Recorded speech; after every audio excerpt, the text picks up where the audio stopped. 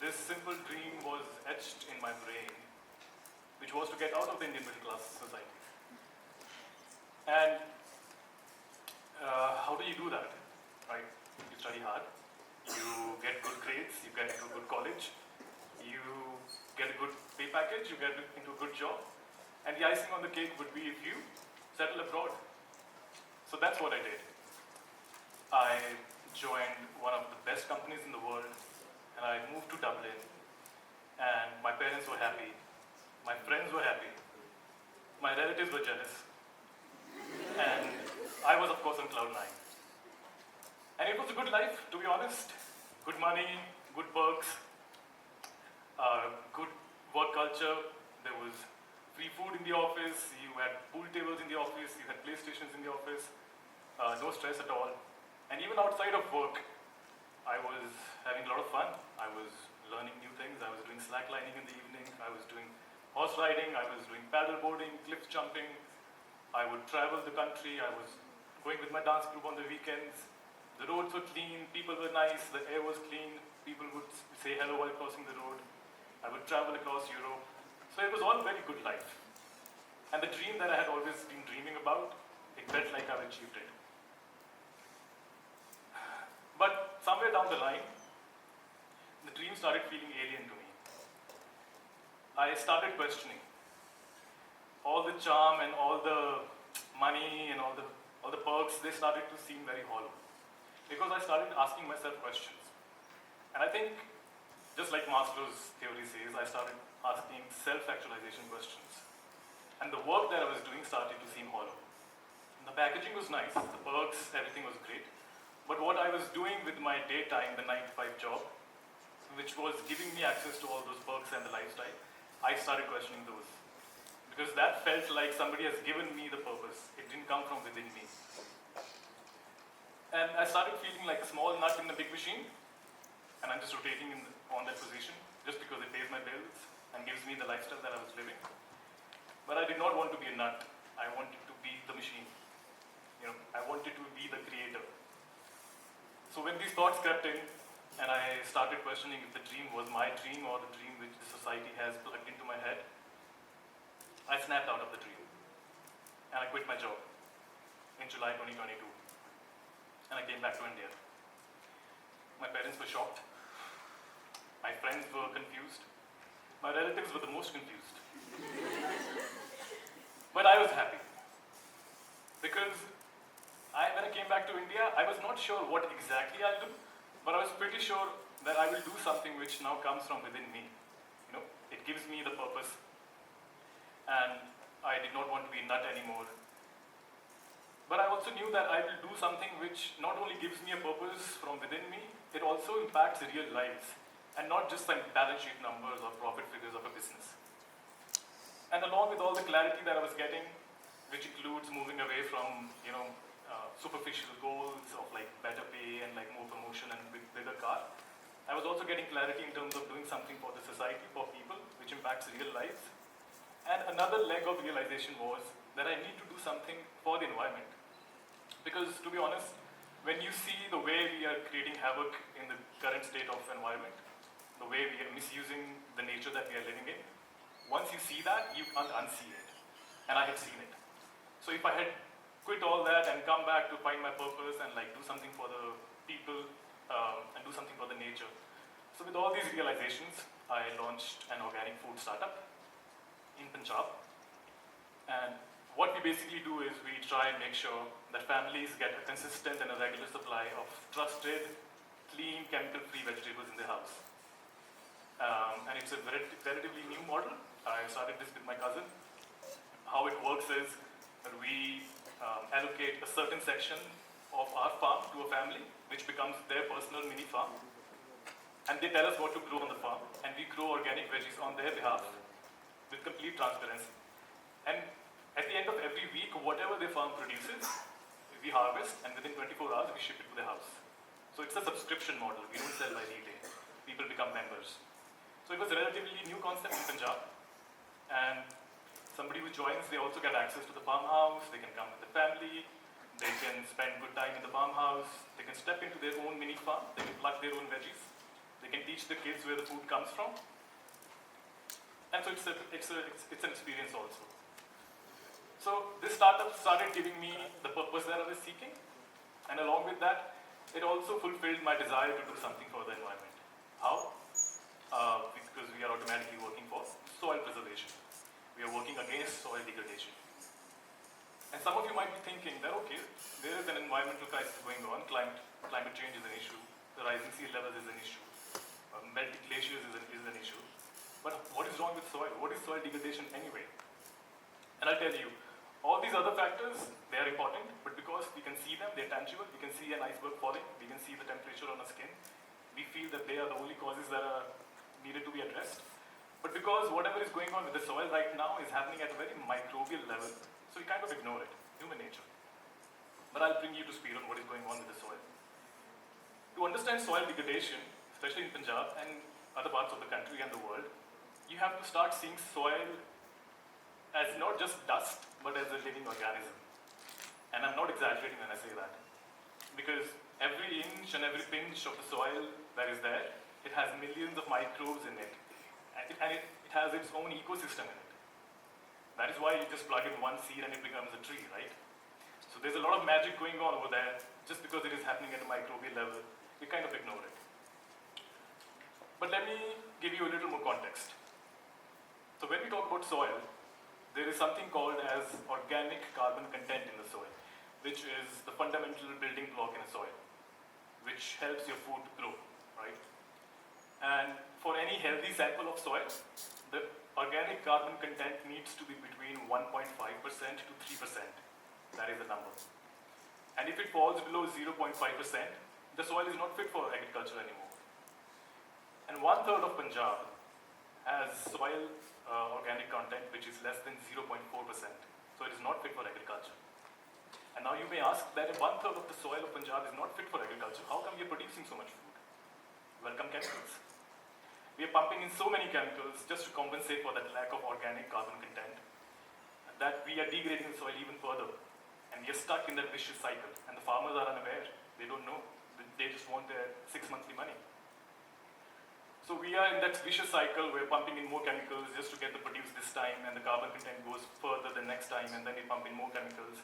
And not only are we eating those chemicals, we are also contributing to soil erosion, and we are also contributing to water pollution when the chemicals go into the water beds. But it is not just about the impact on the body or impact on the soil. Like every other ecosystem that nature has built, a delicate system where everything is interconnected, whenever we tinker with something in the nature, it has a chain reaction, it has a domino effect. And let me tell you how soil degradation has that impact. So a healthy soil with a good carbon content also absorbs the carbon from the air. That is why it infuses the carbon in itself. Now, the soil that is degrading or degraded loses its potential to absorb that carbon dioxide. And what happens when you can't absorb the carbon dioxide? It is repelled back in the atmosphere, right? Now what happens when CO2 is there excess in the atmosphere?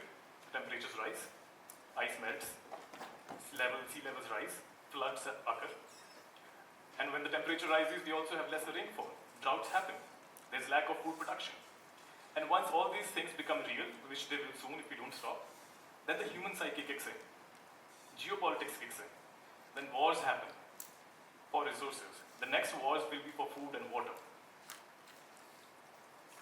So, this is an example that I gave you about the soil.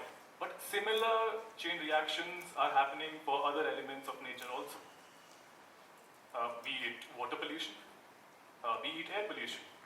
What is happening in Delhi and all metro cities where the AQI is so bad? We are living a nightmare. Teenagers in Delhi have lungs which are far worse than a 60-year-old chain smoker. Where have we come? Right? So, these are some important questions that we need to ask and we need to understand. But now that we know that there's so much chain reaction going on because of our activities, the next obvious question comes, now what? What do we do? How do we fix it?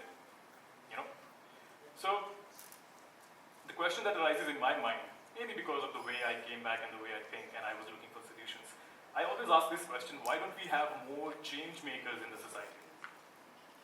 Why don't we have more people? Why aren't all of us change makers? because we cannot sit and expect somebody else to fix it, because if they were supposed to fix it, they would have fixed it by now. So we all need to step in because it is impacting us and the future generations, right? But what is missing from all of us becoming change makers, I believe, is the lack of making the change. And how do we make a change? I think it comes from two things: awareness and action. Pretty obvious, nothing new. But aware we all are. We know what is going on. Internet is there, social media is there, such platforms are there. We know we need to take action. We know something is going wrong with the environment. You might not have known about the nitty-gritties, like I told you about the soil degradation, but we still know we need to act. So awareness is there, that is not a problem. The problem comes in action. We need to act. Okay, let me take a step back. I know it is easier said than done. We all also know that we need to act. But I think there's a very subtle prerequisite for that action to happen, which is not happening right now. And that prerequisite, in my opinion, is that we as a species need to be more content. True. Contentment can save the planet. Might seem far-fetched. I'll explain you how. Because right now we are chasing so much. We are chasing bigger cars and bigger houses, which is all good, we should. But we are lost in that chase, and we are being downed by marketing and like consumerism and like globalization, that we've forgotten to stop and see that we are enough. We are living lives that kings a few 100 years ago could not have imagined to live. We have tasty food at a touch of our fingertips. We have temperature-controlled AC halls. We have cars that can take us anywhere. We have aeroplanes. So we are already living a very good life, but still we are unsatisfied. Why? Because the consumeristic aspect of things is making us chase more. So we are not content in ourselves. We want more. We want to be more. So what happens in that case? We start molding ourselves in a very individualistic approach. We want bigger salaries, bigger cars. We want to show our neighbors we are better off them than. We want to make our relative jealous. So in that approach, we are only looking after ourselves or our next kings and the family that we have. But what is needed for that action that we were talking about is to shift from individualism to selflessness. Only then can you have the headspace and the motivation and the energy to think about the tree that is outside your house, which is being cut down, or the increasing temperature, or the waste that is going on. And you don't have to make a big change in one go, or start an NGO which saves like a few hundred plastic pieces from the soil or from the water. No, you don't have to start big. I'm talking about individual change makers. It can start from your house. Something as simple as having two different sections of the dustbins in your house, one for recyclables and one for non-recyclables. How many of us have two separate bins in a house for recyclables and non-recyclables? That's a good number. But we need everyone. How difficult is it? We are contributing to that chain reaction by putting the same plastic and the same recyclable things in the same dustbin because it keeps doing around in the world. Plastic takes 400 plus years to degrade, which means all the plastic that has ever been manufactured till now, it exists on the planet in some form or the other. And the solution is so simple. At an individual level, you create two different dustbins. Houses in Europe, the kitchens, they already have a dustbin section which has two compartments. Why can't we accommodate something as basic as this? And this is just one example that I've given you. There's so many other things that we can do at a very basic, very simple level to contribute and start creating the action that we want to create. Okay.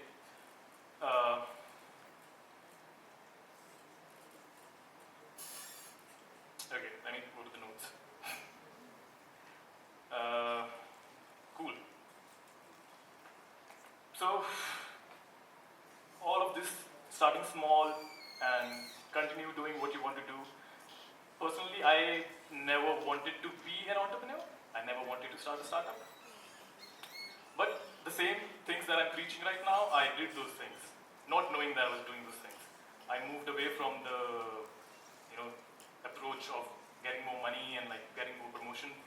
And I came back, I took some time off, and I was aware of what is going on with the nature, and I took small steps. I started with my home. This startup was not something that I wanted to start, I came back, I wanted to make sure that my parents eat clean food. From there, I started growing it for friends and family. And from there, I started growing it for Patiala. And from there, we started doing it for Patiala, Ludhiana, and Chandigarh. And now we are on the track to do it for the whole of Punjab, and hopefully for bigger cities in India. So start small. And whenever you start small, I mean, so for example, if you're doing the dustbin thing at your house, take a step further. Once you're comfortable with that, once you've moved from the individualistic to selfless approach, when you have more headspace and more time, start telling your neighbors about it. Make sure that the guy who picks up your dustbin also segregates accordingly. Make sure that the municipal corporation also treats it accordingly. And slowly and steadily, some of you might find your purpose in this, just the way I found my purpose. You can find your purpose which can sustain you also and help people's lives also, and improve the environment also. But if you go that route, make sure that you are consistent. Because whenever you start anything, whenever you create anything to coexist, be it a startup, be it an NGO, be it a company which takes care of the environment, whatever, or be it a mindset, something as basic as that, or a simple habit. So once you start something new, initially you will always feel very lonely. You will not see results. You will not see action happening. It will be very lonely. But you can persevere and go through that phase when you're not getting what you want, only if you are doing what you're passionate about. Only if it comes from within you. Because when social validation is not coming, income or results or outcomes are not showing, but still you have something in you which makes you go through, only then you can go through that phase, and beyond that phase is success, whatever success means to you. So definitely start small, and if you want to be a change maker and have a larger impact, stay consistent. But whatever you do, definitely have something that you're passionate about. A passionless youth is as harmful or even more harmful than the CO2 emissions in the air. You need to stand for something so that you can bring a change in the society and create something. Because this planet is definitely something that was given to us by our ancestors, but it is something that we have borrowed from the next generation. And it is our responsibility as individuals to give a cleaner and a better environment and a better planet to the next generation, so that when they look back upon our generation, they realize that, okay, this was a generation which took action, which wanted to coexist, and which wanted to co-create for better. Thank you.